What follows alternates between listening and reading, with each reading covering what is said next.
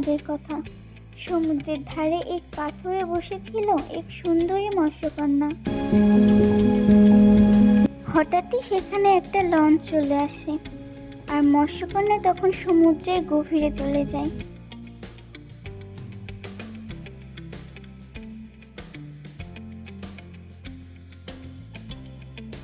মৎস্যকন্যাটি তখন তার কুমির বন্ধু টলপাসের কাছে চলে আসে।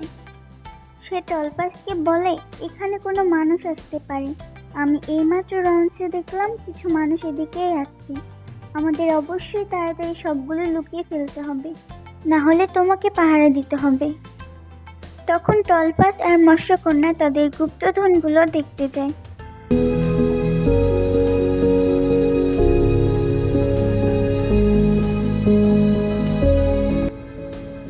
তখন তারা দেখতে পায় তাদের সব গুপ্তধনগুলো সুরক্ষিত হয়ে আছে। মৎস্যকন্যাটি টলপাসকে বলে যে, বন্ধু, তুমি এগুলো দেখে রাখো, কারণ মানুষ যখন তখন আসতে পারে। একমাত্র তুমি এগুলো সুরক্ষিত রাখতে পারো, আমার তো আবার যেতে হবে।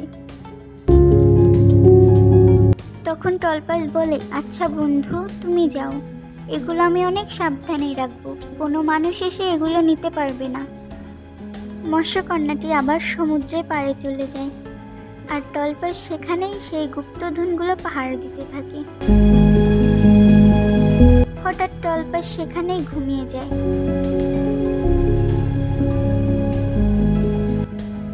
মানুষ এসে সেখান থেকে সব গুপ্তধন নিয়ে যায়।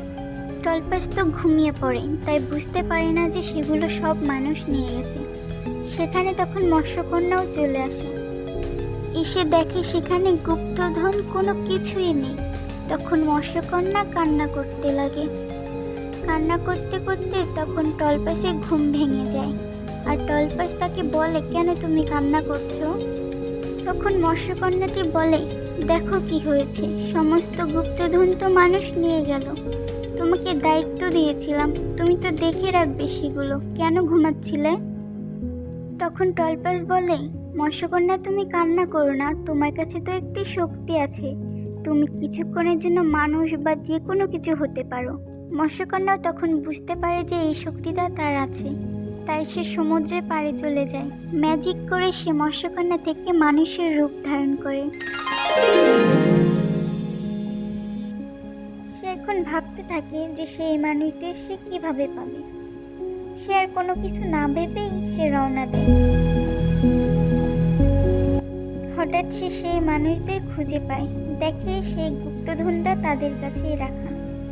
জলপরি ভাবতে থাকে সে কিভাবে গুপ্তধনগুলো এবার তাদের থেকে নেবে। হঠাৎ মাথায় তার বুদ্ধি আসলো, সে বাঘ হয়ে মানুষদের ভয় দেখাবে।